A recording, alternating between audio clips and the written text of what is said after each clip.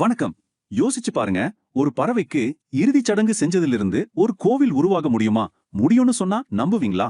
ஆமா, அப்படி ஒரு அதிசய கோவில பத்தி தான், அதாவது திருப்புள்ளம் பூதங்குடியின் கதையை தான் நாம இப்ப தெரிஞ்சுக்க போறோம்.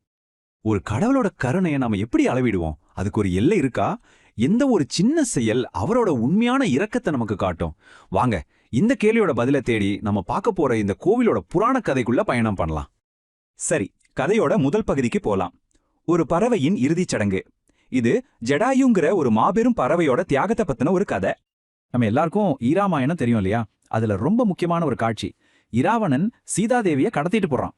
அப்போ வானத்துல ஒரு புயல் மாதிரி வந்து மோதுறாரு ஒருத்தர். அவர்தான் ஜடாயு, அந்த மாபெரும் கழுகு. சீதையை காப்பாத்தணுங்கிற ஒரே நோக்கத்துல தன் உயிரை கூட பத்தி கவலைப்படாம இராவணனோட வீரமா சண்டை போடுறாரு. ஆனா அந்த போரோட முடிவுல அவர் படுகாயம் அடைஞ்சிடறாரு. அப்படி காயப்பட்ட ஜடாயு ராமரோட வருகைக்காக காத்திருந்து கடைசியா அவரோட மடியிலேயே தன் உயிரை விடுறாரு. தன் பக்தனோட இந்த நிலைய பார்த்து ராமர் கலங்கி போறாரு. அப்போதான் தெரியுது, அவங்களுக்குள்ள இருந்தது வெறும் அரசன் பக்தன் உறவு மட்டும் இல்ல, அதுக்கும் மேல ரொம்ப ஆழமான ஒரு பிணைப்புன்னு. அங்கதான் யாருமே எதிர்பார்க்காத ஒரு விஷயத்த ராமர் செய்றாரு. அதுதான் இந்த கோவிலோட ஆணிவேரே. அந்த பறவைக்கு, அதாவது ஜடாயுவுக்கு, தன் சொந்த தந்தைக்கு எப்படி இறுதிச் சடங்குகள் செய்வாரோ அதே மாதிரி எல்லா மரியாதையோடையும் செய்றாரு. கொஞ்சம் யோசி பாருங்களேன், ஒரு பறவைக்கு ஒரு கடவுளே மகனா இருந்து இறுதிச் சடங்கு செய்றாரு. இது எவ்வளவு பெரிய விஷயம்! அப்படிப்பட்ட ஒரு தெய்வீகமான செயல் நடந்த அந்த இடம் எப்படி ஒரு புனிதமான கோவிலா மாறுச்சு? வாங்க பார்க்கலாம். இந்த கோவிலோட பேரிலேயே மொத்த கதையும் அடங்கியிருக்கு பாருங்களேன். திருப்புள்ளம் பூதங்குடி. இதை பிரிச்சு பார்த்தா, புள்ளம்னா பறவை, அதாவது ஜடாயு, பூதம்னா இறுதிச் சடங்குகள், குடினா இடம். அப்போ மொத்தமா சேர்த்து சொன்னா பறவைக்கு இறுதிச் சடங்கு செஞ்ச இடம். பாத்தீங்களா, பேர்லயே முழு வரலாறும் இருக்கு. அது மட்டும் இல்ல, இங்க மூலவரோட கோலம் கூட ரொம்ப விசேஷமானது. இதுக்கு பேரு புஜங்க சயனம். அதாவது தன் அன்பான பக்தன் ஜடாயுவுக்கு அந்த இறுதிச் சடங்குகளை எல்லாம் செஞ்சு முடிச்சதால ஏற்பட்ட உடல் சோர்வு, மன வலி, இது எல்லாத்தையும் தாண்டி ஒரு விதமான அமைதியோட ராமர் இங்க ஓய்வெடுக்கிறார். அந்த ஓய்வு நிலையை காட்டுற கோலம் தான் இது. அவர் ஓய்வு நிலையில் இருந்தாலும் அவர் ஒரு வீரன் தான் இல்லையா? அதனாலதான் இங்க மூலவருக்கு வால்வில் ராமர்னு பேரு. அதாவது தன் வலிமையான வில்லோடு இருக்கிற ராமர். கூடவே தனிசன்னதியில தாயார் பொற்றாமரையால் அருள் பாலிக்கிறாங்க.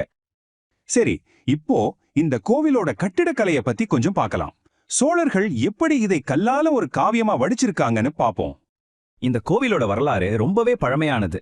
யோசிச்சு பாருங்க, 8ஆம் நூற்றாண்டிலேயே திருமங்கை ஆழ்வார் தன்னோட பாசுரங்கள்ல இந்த இடத்த பத்தி பாடி மங்களாசாசனம் செஞ்சிருக்கார். அதுக்கு பிறகு கிட்டத்தட்ட 9லிருந்து 13ஆம் நூற்றாண்டு வாக்குல சோழ மன்னர்கள் தான் இந்த கோவிலை இப்போ இருக்கிற மாதிரி பிரம்மாண்டமா கட்டியிருக்காங்க. அன்னைக்கு ஆரம்பிச்ச இந்த ஆன்மீக பயணம் இன்னைக்கும் ஒரு மிக முக்கியமான வழிபாட்டு மையமா தொடர்ந்துட்டு இருக்கு. நீங்க உள்ள போனீங்கன்னா இது அசல் திராவிட கட்டிடக்கலைக்கு ஒரு டெக்ஸ்ட் புக் எக்ஸாம்பிள்னு சொல்லலாம். அந்த வானுயர்ந்த கோபுரங்கள், ஒவ்வொரு தூண்லையும் எவ்வளோ நுணுக்கமான சிற்ப வேலைப்பாடுகள், அப்புறம் அந்த விசாலமான பிரகாரங்கள், புனிதமான கோயில் குளம்னு எல்லாமே ஒரு கலைப்படைப்பு மாதிரி இருக்கும். அதுலயும் சுவர்கள் இருக்கிற சிற்பங்களை பாத்தீங்கன்னா அது நம்மள இந்த புராண காலத்துக்கே கூட்டிட்டு போயிடும். அதனால சுருக்கமா சொல்லணும்னா, இது வெறும் கற்களால் ஆன ஒரு கட்டிடம் மட்டும் இல்ல. இது கலை, ஆன்மீகம், அப்புறம் கட்டிடக்கலை, இது மூணும் ஒன்னோட ஒன்னு கலந்த ஒரு அற்புதமான கலவை.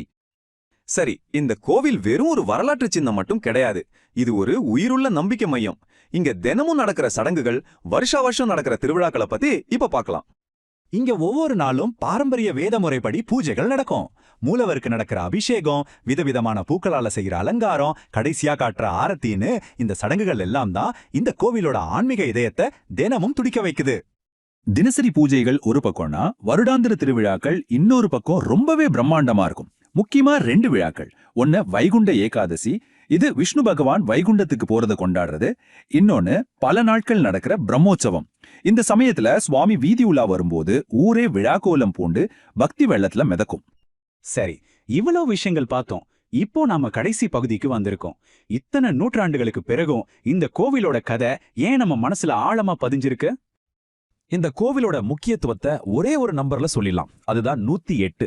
வைணவ சம்பிரதாயத்துல பெருமாளுக்காகவே அர்ப்பணிக்கப்பட்ட 108 திவ்ய தேசங்கள் இருக்கு இல்லையா?